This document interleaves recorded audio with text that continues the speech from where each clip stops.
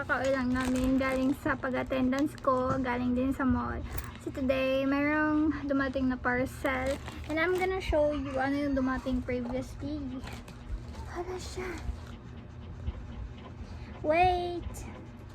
Ito, bundle. Dalawang ganito.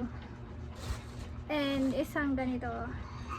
Gusto tayo na Yasanamide lotion.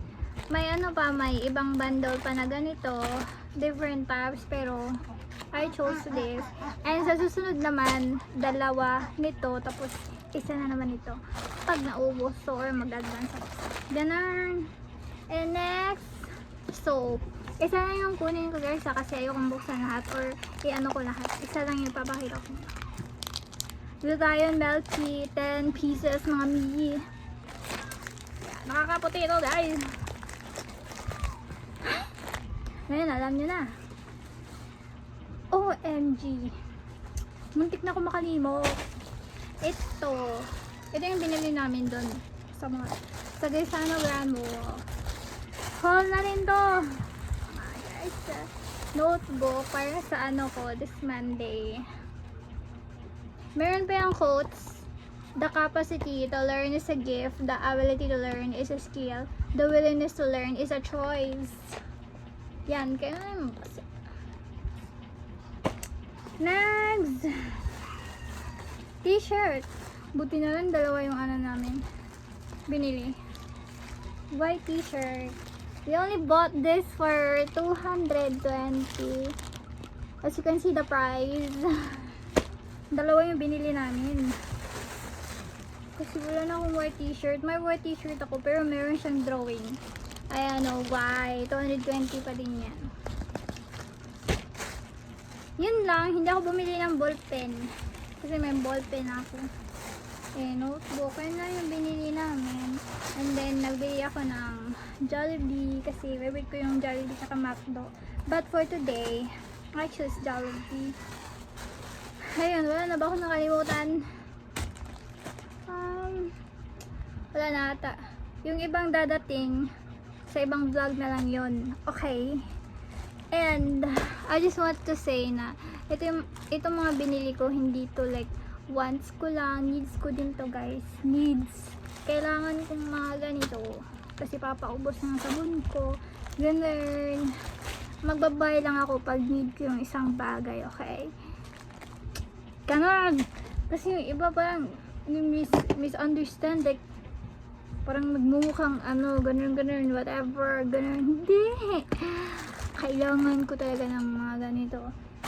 Yeah, that's why I bought them. Pwede naman yung brought eh. But okay, bought na lang. Ayan. Yung money ko, ito na. Pambayad din sa parcel. And mayroon pa sa baba. Wait. Ito yung sukli sa ano. Ito yung set 2, then yung pinakita ko kanina, set 1. Sinisipret yung mga suki ng pera kong pinambayad sa parcel. Ganun. Ayun, so yung mga parcel ko, hindi ko siya like wants ko lang needs ko talaga siya guys. Kasi madalang na ako mag-gastos sa sarili ko, so now bumabawi ako. Ayun.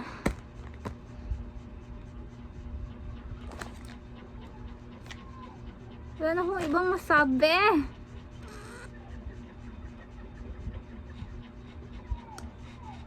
Ay, isi-share ko pala yung ano.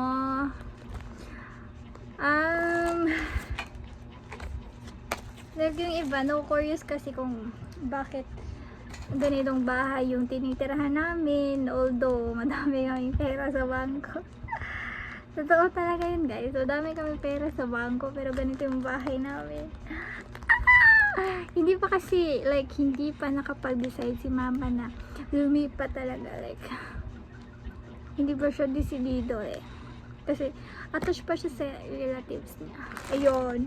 Like, simple lang para iwas mga ano, like, mga tiya. Iwas magnanakaw, guys. Ayun. Ganun.